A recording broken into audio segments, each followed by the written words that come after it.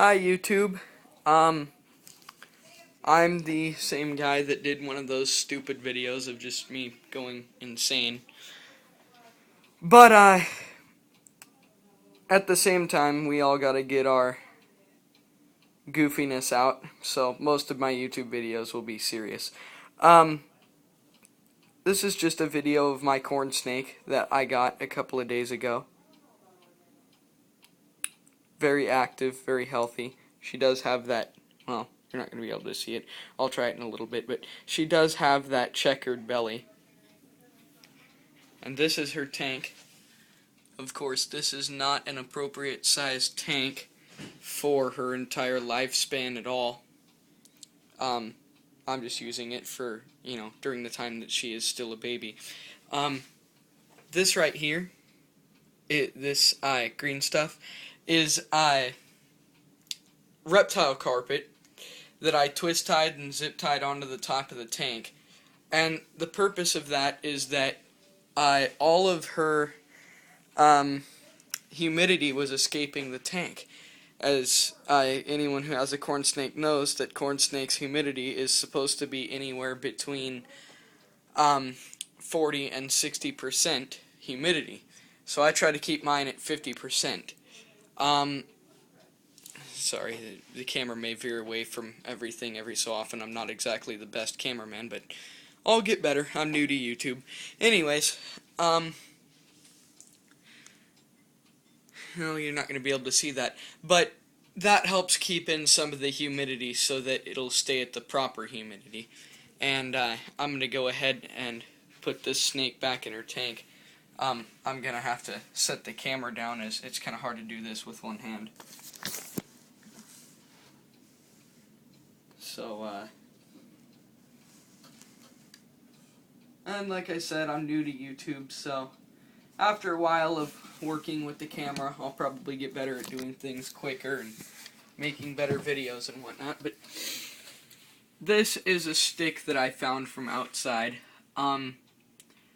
I do not recommend to anyone that they use sticks from just out of their backyard because it could have pesticides and things like that on it.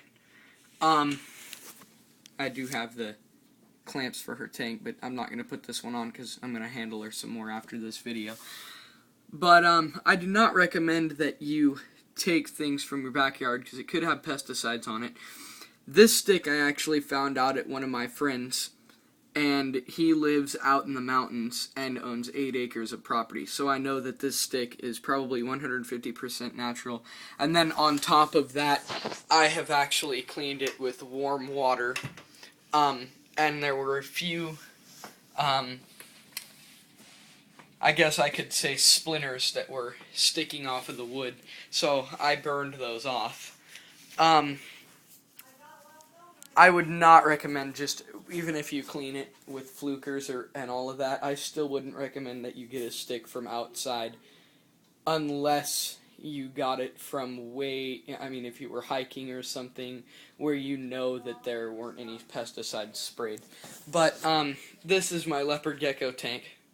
The leopard gecko is actually in a 55-gallon tank, which I know, it's kind of ridiculous, and it's only one leopard gecko, who is in this little rock right here.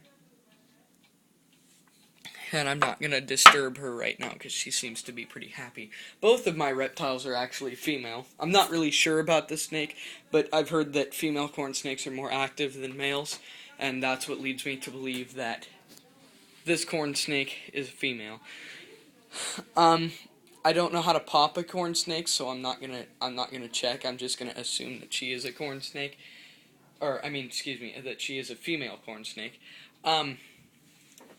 However, I am going to think of a name for her that isn't really a male or a female name, just in case I later find out that it was a boy and I named it with a girl's name. Anyways, this tank is going to be the snake's tank when she gets older. And the leopard gecko, along with all of her furniture, the tree, the rock, the plant over there, the stick, the little moss thing that I got going on in there. That's actually a vase that I laid down on its side and then put some moss in it for her moist box. But most of this is going to go into a 20-gallon long tank that I'm going to buy, and it's going to go over here where this tank is going to be, and then that snake along with all of its decorations are going to get moved over to this tank, and I'll have to buy some more decorations due to the fact that this tank is much bigger. Anyways, this tank is going to go. This tank is only temporary. I'm probably actually only going to have this tank for 4 months maybe. But I'll let you get one more look at the corn snake here.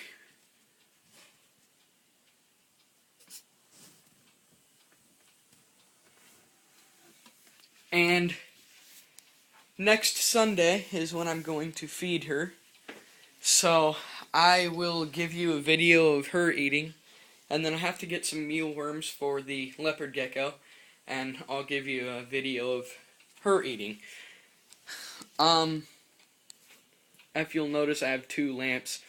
This one would normally be over on that end, but I moved it to the center to compensate for the fact that this one's bulb burned out, so I'm going to have to get this lamp a new 150 watt bulb. This is warm side, this is cool side, and then I got the heat pad right in the middle. And I know this is a video kind of dedicated to pets, but just to show you what I got going on here. This is a tank on a stand, actually. Well, that's kind of dark. I don't have a good camera. I'm just using my phone. But that's actually on a stand, and then I have one of those electric fireplaces into the stand. And I put that stand, I took the doors off of my closet, and I put the tank into the closet,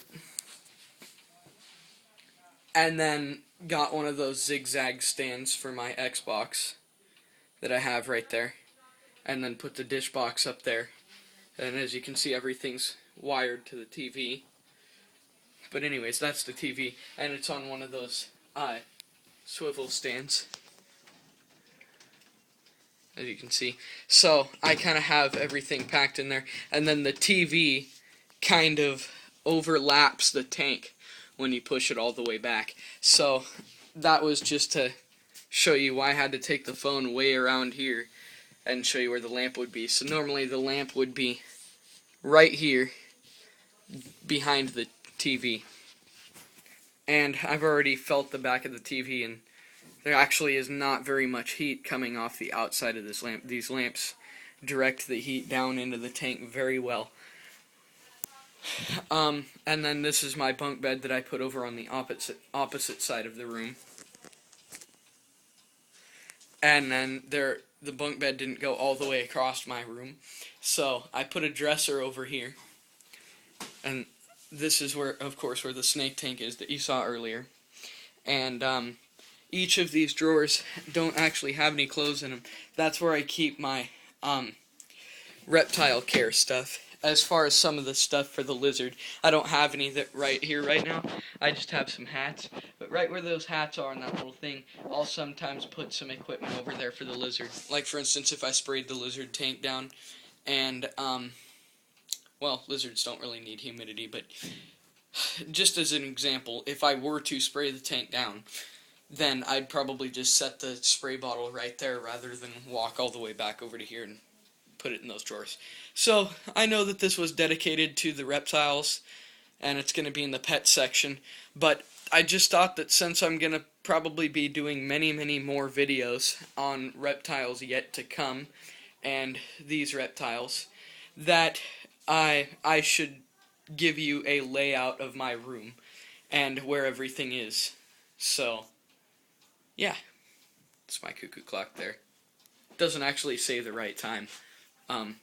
I just thought it would be kind of, like, I can't really get that leaf adjusted right, but I just thought that it would be cool to have a cuckoo clock in my room, so I don't really use that clock for time. I just use it for authenticity.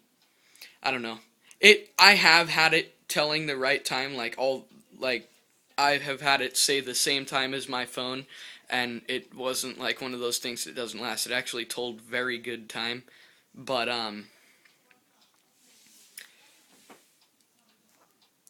I just am being lazy and haven't really gotten around to getting it to tell the right time again. But anyways, I'm going to say it one more time and then I'm going to end this video. I just thought that I would include a few other things with the reptiles. My other videos are going to be only of the reptiles. So, thanks for watching.